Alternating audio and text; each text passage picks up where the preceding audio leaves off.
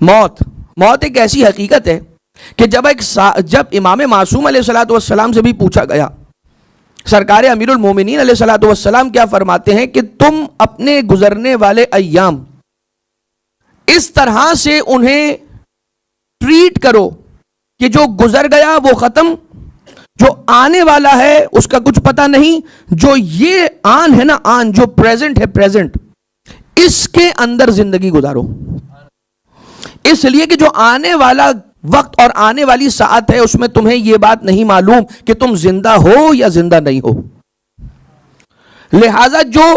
کل ہے، کل خود مولا حسن مجتبیٰ علیہ الصلوۃ والسلام کی جو وصیتیں ہیں ان میں سے ایک وصیت کیا ہے؟ ایک وصیت یہ ہے کہ وہ دن جو ابھی تک آیا نہیں ہے اس کے بارے میں اتنا فکر مند نہ ہو کہ تم بلڈ پریشر کے مریض بن جاؤ۔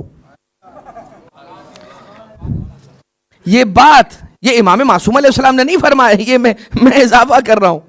لیکن یہ کہ خود امام حسن مجتبیٰ علیہ السلام کیا فرما رہے ہیں کہ جو دن ابھی آیا ہی نہیں ہے اس کی فکر میں اتنا لگے ہوئے ہو، اتنا پریشان ہو گئے، کسی کو شوگر ہو گیا ہے، کسی کو بی پی ہو گیا ہے، کسی کو ڈپریشن ہو گیا ہے، کسی کو اینگزائٹی ہو گئی ہے، کسی کو خدا نہ خواستہ الزائمرز کی بیماری۔ یہ کیوں ہو رہا ہے؟ اس لیے کہ ہم توکل سے دور تر ہوتے چلے جا رہے ہیں،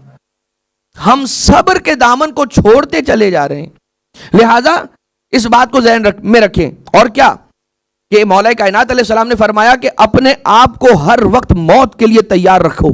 ایسے سمجھو کہ اگلی گھڑی میری موت کی گھڑی ہے تو کیا ہوگا، مجھے کیا کچھ تیار کر کے رکھنا ہے، وہ سب اپنے ذہن میں اسی طرح سے ریڈی رکھو کہ اگر 1 گھنٹے کے بعد، آدھے گھنٹے کے بعد، اگلے لمحے، اگلے لحظے اگر موت آ گئی اور داعی اجل آ گیا اور مجھے لبیک ہی کہنا پڑے گا تو میرے سارے کے سارے کام سیدھے ہوئے ہوں۔ دوسری بات یہ کہ کسی نے امام جعفر صادق علیہ الصلوۃ والسلام مولا سے پوچھا،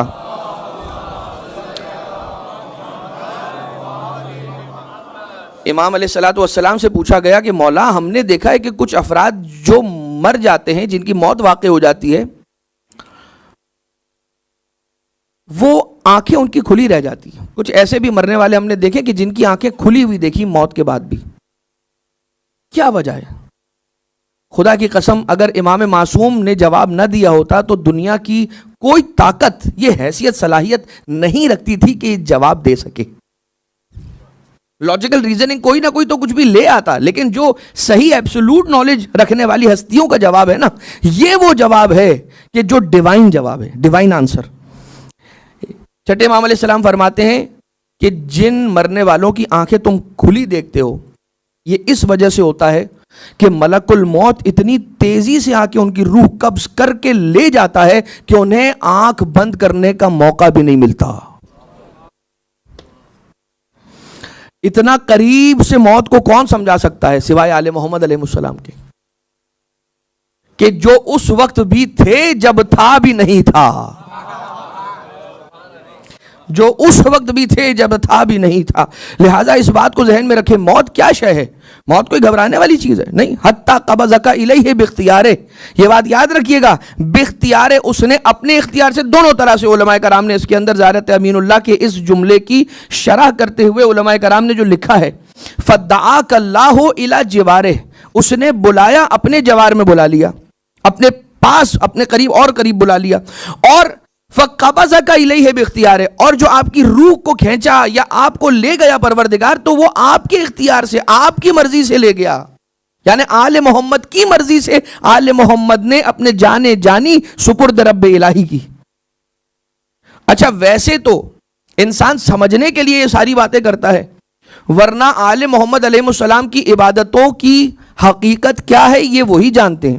آل محمد علیہ الصلوۃ والسلام کے وجود اقدس نورانی کی حقیقت کیا ہے یہ وہی جانتے ہیں۔ اس لیے کہ زیارت جامعہ کبیرہ میں کیا ہے، لا اعرف کنہکم ولا ابلغ مدحکم ولا، میں آپ کی حقیقت کنہ حقیقت تک نہیں پہنچ سکتا، اور چونکہ کنہ حقیقت تک نہیں پہنچ سکتا لہٰذا میں اس مرحلے پر جا کر آپ کی مدح سرائی اور آپ کی منقبت اور آپ کے مناقب بیان بھی نہیں کر سکتا۔ تو یہاں موت کے حوالے سے اگر آپ دیکھیں، فَقَبَضَكَ إِلَيْهِ بِاخْتِيَارِهِ، پروردگار عالم نے آل محمد علیہ السلام کو اختیار دیا، اور یہی بات اپنے، ظاہر سی بات ہے مومن کی اپنی کیپیسٹی جو ڈیمینشڈ کیپیسٹی ہوگی یقیناً، اس میں یہ اختیار مومن کو بھی پروردگار دیتا ہے کہ المؤمن لا يموت الا باختیارہ حتی قبضک الیہ باختیارہ، زیارت امین اللہ. اور امام صادق علیہ السلام کی حدیث کہ المؤمن لا يموت الا باختیارہ، حتی مولا رضا علیہ السلام سرکار آقا و مولا ابو الحسن علی ابن موسیٰ الرضا علیہ السلام.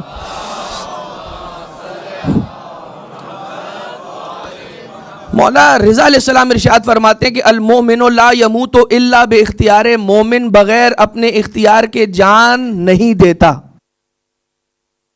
اب سوال کرنے والے نے سوال تو کیا امام سے کہ مولا یہ بتائیے کہ اگر کوئی مومن نہیں چھوڑنا چاہ رہا ہے فراری اپنی، ایک مومن نے اپنا ویلا جو لیا ہوا، وہ ویلے میں اس کا دل ہے، بڑی مشکل سے پوری زندگی ایک ایک پائی جوڑ کے بنایا ہے، اس ویلا میں اس کا دل اٹکا ہوا ہے، وہ نہیں چھوڑنا چاہ رہا ہے، وہ نہیں جانا چاہ رہا ہے اس دنیا سے، تو کیا ہوگا مولا؟ یا اور الگ اس پہ آ جائیے تو کوئی یہ کہے کہ اس کی اولاد، کوئی کہے کہ اس کی ذمہ داریاں باقی ہیں جن کو اس کو کچھ کام تھے جو زندگی میں انجام دے دینے تھے. اگر کسی کی بیٹیاں ہیں، پروردگار سے دعا کرتے ہیں، آج شب جمعہ بھی ہے، فرش عزا بھی ہے، کہ پروردگار جتنی بچیاں ہیں جو شادی کے قابل ہو چکی ہیں، پروردگار ان کے مناسب رشتے مہیا فرما، اور جتنے بچے ہیں پروردگار ان کو نیک اور صالح رشتے عطا فرما. اور امام علیہ السلام سے جب سوال کرنے والے نے سوال کیا کہ مولا اگر کوئی جانا نہ چاہے پھر کیا کریں، تو امام علیہ السلام نے فرمایا کہ فرشتے اسے اسی آن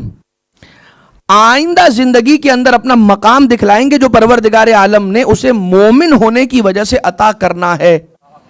جیسے ہی وہ اس کی ایک جھلک دیکھے گا، اس کا دل دنیا کی ساری نعمتوں پر سے اٹھ جائے گا اور کہے گا مجھے یہاں پر کیوں چھوڑا ہوا ہے، مجھے لے کر کیوں نہیں جا رہے ہو، جلدی سے جلدی جس کام سے آئے ہو اس کام کو انجام دو، جہاں لے جانے آئے ہو وہاں پر لے چلو. یہ بات کہ انسان جانا کیوں نہیں چاہتا، اس لیے کہ اس کی آنکھیں بند ہیں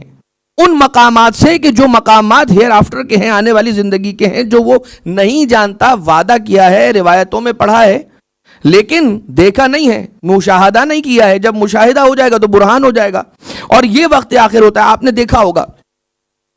خاص طور سے ایمان رکھنے والے افراد، مومنین اور مومنات، ان کے انتقال کے بعد ان کے چہروں پر ایک تبسم، ایک مسکراہٹ یا ایک خوشی اور اطمینان کی جھلک نظر آتی. وجہ کیا ہے؟ وجہ یہ ہے کہ اسے قیامت میں اپنا مقام دکھلا دیا جاتا ہے اسی دنیا کے اندر.